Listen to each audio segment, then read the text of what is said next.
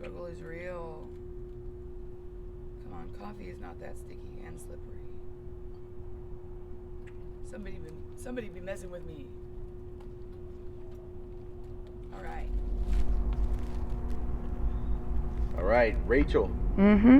Rachel, how have you been? I've been good. I think I have coffee on my lip and it's sticky, but other than that, I got no other stickies, you know? Well, I have a few stickies left, but I haven't been getting goat's head in my feet as much lately. So I think life might be like less attacking me and more like go find the king of your life and, you know, love and don't worry about the streets crawling up in you and turning you into asphalt to blame for all the asinine things, you know. Have you gone back to The place back like home? Yeah, I did. I've been back and forth to my house quite a few times in the last couple weeks. My mom and my grandma were upset with me. They came to get me on Christmas. It was before that I talked to you. They came to get me on Christmas because I like went derelict for a second and for about half an hour I was like, what kind of small like near criminal thing can I do? I'm like, I'm gonna draw on the wall. I'm gonna take this cart and run down the street. I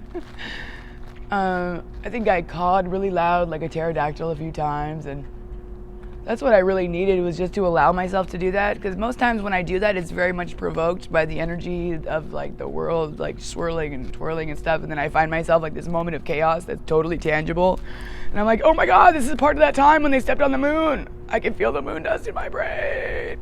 And all the tweakers like flock to me and they're like, did you poop out any dope amphetamines that from your pores? Like, yeah, right there on my leg. Get it. So you got to spend Christmas with your family? I did. Oh yeah, that was the point. I got to spend Christmas with my family. That morning I left and because I was supposed to take a shower, and then I was sitting in the bathroom and I wanted to turn the water on, but I was uncomfortable, you know, because my skin gets very, very uncomfortable. I have sensitive skin. I deal with a lot of like emotional conversion of energy into like palpable, tangible, or like even approachable verbiage or like word or vernacular at all, other than just like, I don't know, I have feelings stuff, man. And then you're like, walk down the street and you're like, what's up? I don't know, I got feelings and stuff, man. And then eventually the pile of people that say that hits the fucking ceiling. And then this big like blue pill lands on my head and I'm trying to hold it up and I'm like, you guys, and they don't notice because it just blends in with the same color as the sky. So I'm like, fuck it, I put my hands down, I get crushed into a puddle, they don't even notice. They're like, oh, she went to go see the ocean. Where'd Rachel go? She wanders sometimes. I'm like, I don't know, I got feelings and stuff. Why didn't you just stay at home? I had to go get a pill. I was very uncomfortable taking a shower there because I didn't feel like dominance over the water that was touching my skin, and like with my pores the way that they are, I didn't feel dominance over the texture of my skin. And then when I touch myself, it's easy to sexualize me, and I'm actually a very innocent kind of person. I'm very much like into charisma and not into sexuality. I'm very much into like hosier and not into booty shorts, you know, but I like the way that hose looks with booty shorts, but I like the way that the hose looks. I don't like the way that me in booty shorts looks. You know, I like the way that the hose looks on me. But I'm not gay. Have you ate at all today? Have you ate? I had some crackers. They gave me this pack of crackers for $1 at the smoke shop, and I was so grateful. I said that this is like breakfast of champions. I'm like Starbucks. I got my Starbucks going on with my crackers. I'm like waiting for her to eat some of them maybe. Sometimes my crackers disappear. Like I used to, I think it's because I got some cracker crumbs in my bed one time, and my voice is getting kind of nasally because I have like phlegm up here, but I need a tissue. But what was I saying? Oh, I got cracker crumbs in my bed one time, like a bunch of them. They were all saltine crackers though, so I switched over to Ritz because the saltine crackers were becoming dangerous to me.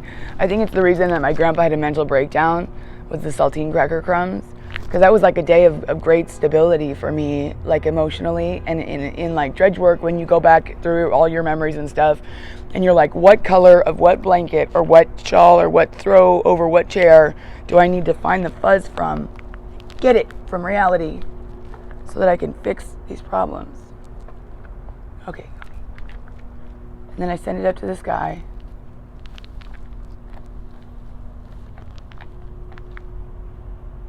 I don't think you have I don't think you have the motivation required to make it all the way up there. Are you gonna? Okay, find me. Anyways, Starbucks. Fuzz work. Right. The fuzzes on your clothes and stuff.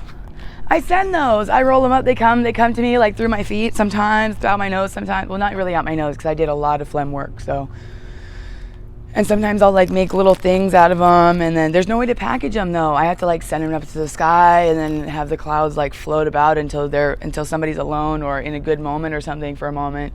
And then I'll send it down and be like, here's that thing that I meant to say, like in symbology string, you know. But sometimes pieces of the sky will come down because people will be getting too high and stuff, and somebody died, and then that's the plastic like bag, and then somebody else got sad and cried about it with some of my salt there for my saltine crackers, and I'm like, oh God, I never ate those. That's not me. But somebody else ate some saltines from a dumpster that day, and I tried to save them from like the tummy troubles, you know. And so that's like the blue. Like they got a little piece of blue sky instead of the thing that I meant to send them. And then other people be like trying to hit my blues and stuff, and I'm like, oh God, you guys. I'm like, I hope that I can trust myself like alphatically, like enough to have dominance over the situation around me enough to not like provoke someone to hit my tray, or not like let them want to, or let them think that it's okay to ask if they don't truly and sincerely find that it's safe for them to ask me to hit my tray. Because I'm just wondering if anyone's ever hit my tray and then gone on about their drudgery every day and like one day just died from overdose because of that tiny hit that they got from my tray one time, you know, just because of like the buildup or whatever. Because I'm a very motivational person. I'm an enabler when it comes to like letting some things slide off the exterior, like ulterior motives outside the ozone that haven't been organized, you know. If a dredge or a drudgery work momentum style like stair climber has a few things that fall to no sort of sorting device, you know, I don't find that a problem. You know, everybody poops. We can't use every material all the time forever. That's why the ants need something to do too, you know. They gotta have something to organize. They gotta have their little stuff to flex on, you know, to work with. So I'm like, man, I had a bunch of ants that came to find me in my room sometimes, and they like had to scout, and then they had to send in the queen, and like the whole army came through just to like be like, is her grandma coming? You know, because my grandpa used to protect me when I would talk to my friends, my little friends and stuff, my invisible friends and everything, and then he died, and I couldn't talk to my ant pals anymore. So I gave the queens their wings, and I hoped that they would find me, you know, but still there was too many people during my time now that affected my time when I was a childhood, just through my own eyes, like staring me down, provoking my own energy while they were pressing in on me to intimidate me. And that they showed up in my life, like influencing what my invisible friends did individually, like for so long before my invisible friends even decided to come and talk to me about anything. And it was never purely because I wanted that. It was at least halfway because some tweaker that wanted to fuck with me right now wanted my invisible friend to come say something to me, you know. So I had to split, like my mind's already physically split by like hemispherical membrane or whatever, you know, like everybody's that they say. They said that in science one time, I think. Don't quote me, but but I had to split my thoughts again and then have some ants queen, because there was a lot of people that would linger in my membrane because of the cracker crumbs, you know, things that I didn't eat but I consumed in an intellectual way, where the crumbs dissolved, you know, and went skyward, and something seemed to come of it energetically, because I'm so very like driven by like a seeking efficiency. Like seeking, I'm being as efficient as I can. I'm like the salmon that's in the front or whatever, you know, or at least I'm the salmon that's off to the side that's most noticeable because it's putting in the most effort, you know, or it's because it's seen as the most effortless aside from the one at the front. You know, like less because of the effort of the swim over Niagara, you know. But I won't deny that those cracker crumbs may have ruined my life. All right. Well, thank you for the update, Rachel. Yeah, for sure. I do appreciate it. Yeah, come see me again. All right. Thank you. Thank you. The food counts. He said he paid me just for So, talking. what are you gonna do now? Huh? What are you gonna do right now? Right now I'm gonna like super enjoy this Frappuccino, this Ritz crackers, like I'm with the Ritz bitch. And I'm like, bitch, I'm at McDonald's. If I had any friends. Or my phone. I lost my phone the other day and I'm just like, I just got it. That happens every single time. I'll get my phone and then that day someone asked me to use it.